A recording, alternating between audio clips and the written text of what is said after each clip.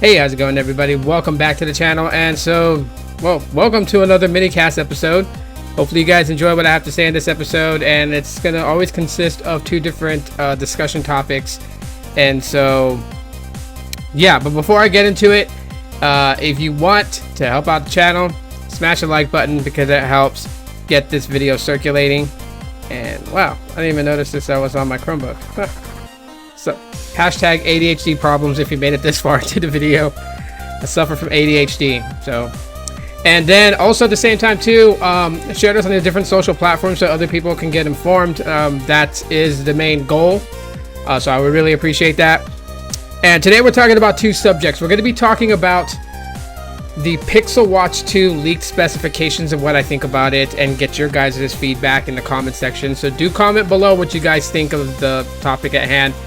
And then also, Google Voice still not supporting RCS messaging. So those are the two discussions. Of course, there'll be a small little intermission in between. Anyways, let's kick the tires and light the fires. Well, let's talk about the Pixel Watch 2. I gotta be careful how I say this before you guys think I'm talking about the phone, which has been out for a while. But the Pixel Watch 2, like, I love using my Pixel Watch, the OG Pixel Watch, the first one, and it's phenomenal. It's phenomenal. I have no complaints about it. And you know, to be quite truthful with a lot of people, a lot of the complaints, a lot of the things that people are upset about are not things that I'm concerned about. So go figure. I'm just that type of person. So when I think about the Pixel Watch 2 and the leaked specifications, there are some things that's coming to the Pixel Watch 2 that I think is much needed to be considered an upgrade. It's much needed. And then there's stuff that I'm totally fine with that I feel like, you know, other people are definitely going to be mad about when they see this. So it's hit or miss. It's hit or miss. I know news publications are talking about this, and by the way, a lot of these specifications I would like to ask people to take with a grain of salt, only because it's leaked specs. It's not confirmed official specs by Google. So let's kind of get into it. So the article that I'm reading, so you guys know where I'm getting my information from, is 9to5google.com, and they wrote an article basically talking about more Pixel Watch 2 specs leak, same screen size, and ultra-wide band access. Okay, so we'll kind of go with, you know, just some of the stuff here that I think is more important for people to know about the leak specifications they are talking about. It looks like, let's see here. So they got their information from Android Authority. They write it in the article that they published. But anyways, but it goes to say that, you know, for the specifications for people to know, the Pixel Watch 2 features the 1.2-inch display, so same as my Pixel Watch 1, so nothing really trying to changes there. 384 by 384 OLED screen, but the display is now sourced from Samsung, not from BOE. So we're gonna probably be looking at better screen technology here. Samsung does very good at the screen technology and whatnot. They do great. I mean, they make panels for iPhones. They make panels, you know, for various different OEMs out there. So they're top notch. Okay, their rival LG has kind of quieted down. LG used to make displays for other OEM manufacturers, but in this case, the Pixel Watch 2 is going to have a display from Samsung. So that's going to be good news for a lot of us Pixel Watch users. Also, the battery's been bumped up from a 294 milliamp hour battery in the Pixel Watch 1 to a 306 milliamp hour battery in the Pixel Watch 2. So not a significant bump in battery. However, on this article, they talk about that, you know, the Pixel Watch 2 is supposed to be able to get about you know, a day and a half with AOD on. For those who don't, always on display AOD. I don't know about that. You know, when it comes to like giving specific times on any mobile tech, any piece of technology, when a company gives that time, it's based on how they used it and not how I used it. So like, you know, I can get a day and a half battery on my Pixel Watch without AOD on. And you know, some people call BS on me when it comes to that, but you know, just to be kind of straight with everybody, I have a lot of the things turned off. Like AOD is turned off. motion to wake is turned off. So really you have to use the crown button to turn on the display, and then you know, my display settings is illuminated for 15 seconds with no actions. If there's actions, obviously it's going to stay on, but if there's no actions, it's going to turn off the display after 15 seconds. So, and I get a day and a half battery, so I'm able to track my sleep and stuff that's important to me with the Fitbit app.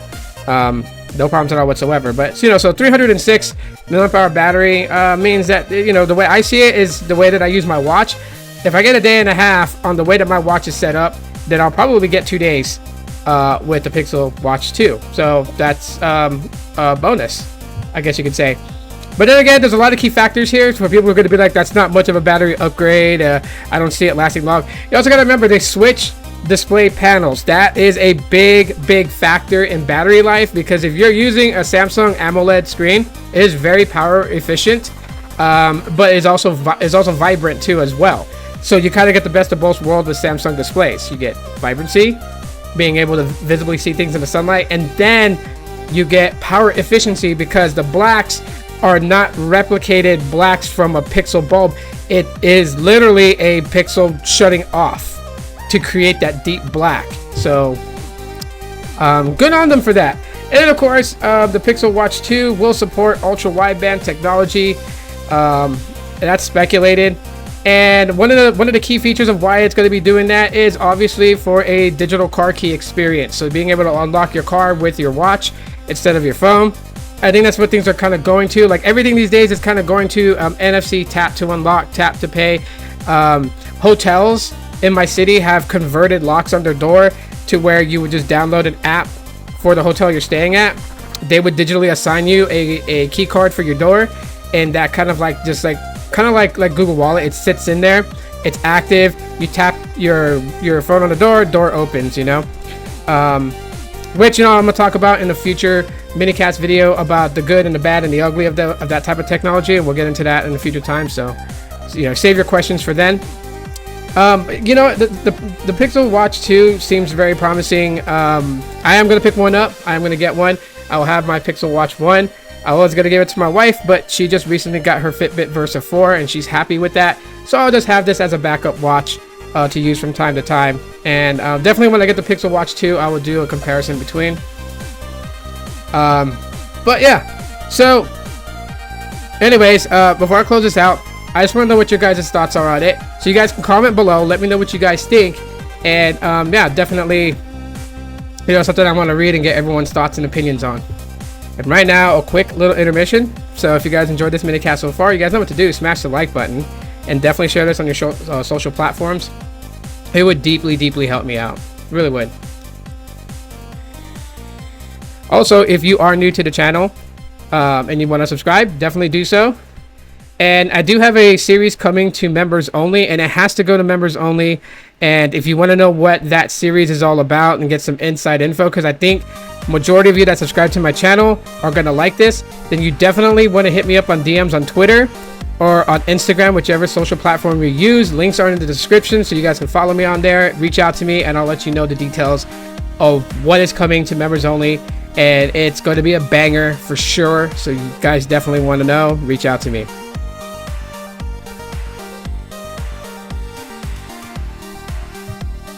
The second half of this minicast has to do with Google Voice and RCS messaging, and why they still haven't implemented this feature into Google Voice is beyond me. Why we haven't got it on Google Voice. I use Google Voice as my main phone number. Everybody that wants to communicate with me gets this phone number from Google Voice. They don't get my carrier number. I don't give that out to anybody but my close inner circle family. Everybody else, acquaintances, friends, best friends, co-workers, jobs, businesses, doctor's office, they all get my Google Voice number.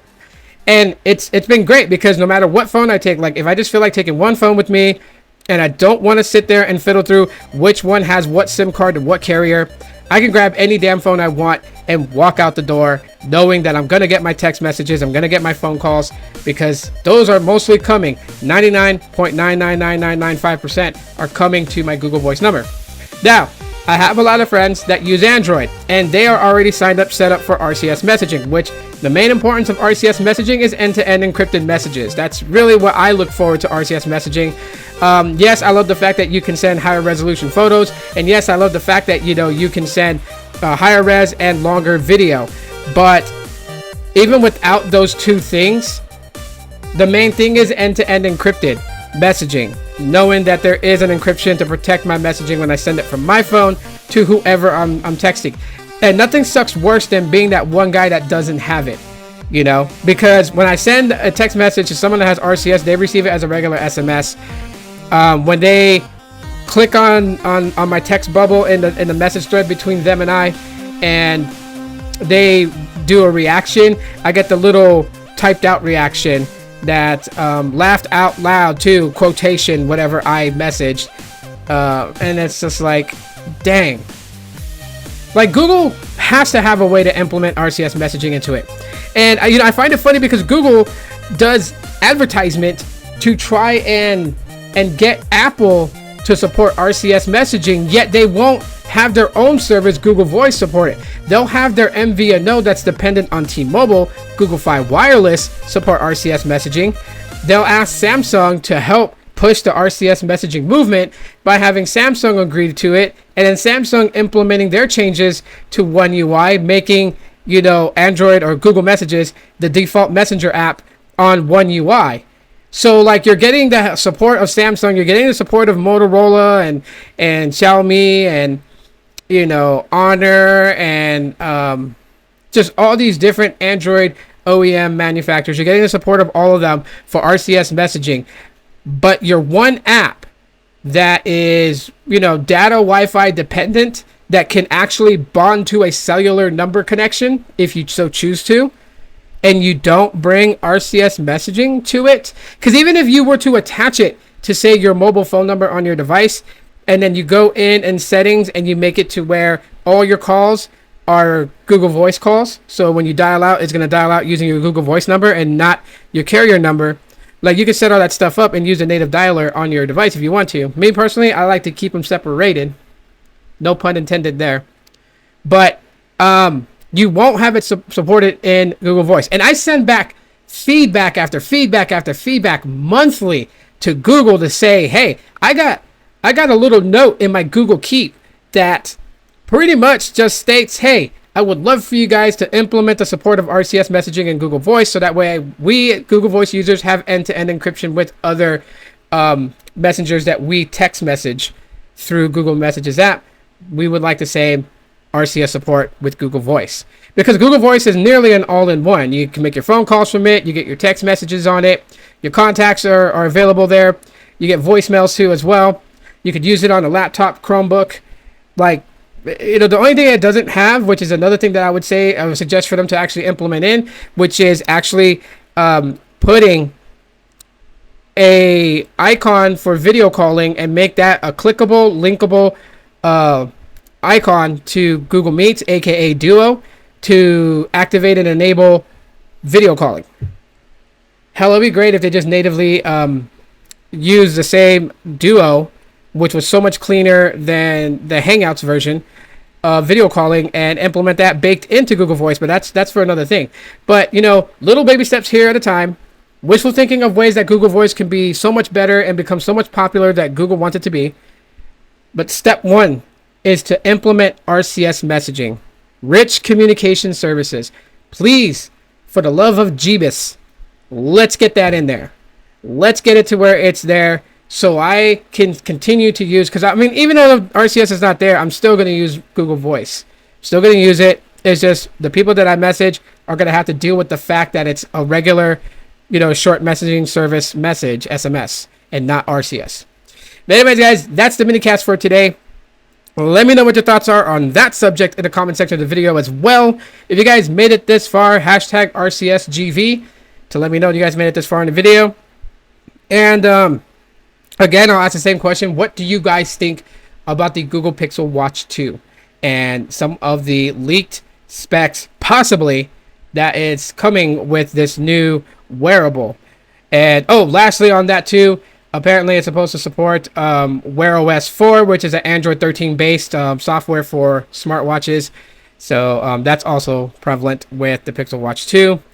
The Snapdragon, the Snapdragon W5 chip is the processor chip in the Pixel Watch 2. By the way, I forgot to mention that. But its coprocessor is from NPX. Instead of using another Qualcomm coprocessor, it's using an NPX coprocessor. I don't know why, but that is also the other factor to why I may get better battery life is the processor chip performance of the Snapdragon W5 chip for wearable smartwatches. And it's not the W5 Plus, it's the W5, which was put into smartwatches in 2021 through 2022. But yeah, its power efficiency's got to be pretty dope. So, but anyways, guys, that's it for the minicast. Thanks for checking it out. Leave a like, comment below, share. If you're new here and you like it, subscribe. If you guys really like these types of minicasts, then I will be doing more, maybe like 2 a week. Yeah, let's go. Go ahead and go. I'm going to shut up now and go with myself. As always, aloha.